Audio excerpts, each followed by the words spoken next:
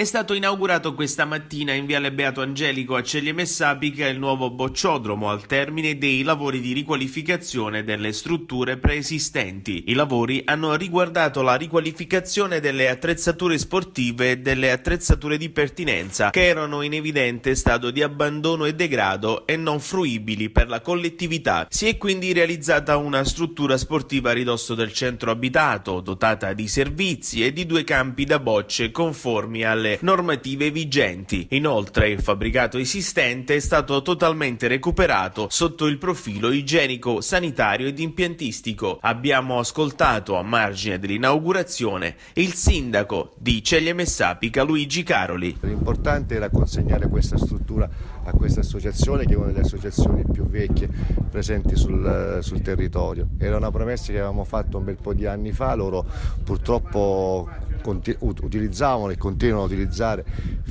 penso fino a altri 10 giorni una struttura vetusta, una struttura sicuramente non degna del blasone che ha l'associazione all'interno della Villa Centopini. Avevamo promesso di consegnargli una struttura degna, così abbiamo fatto.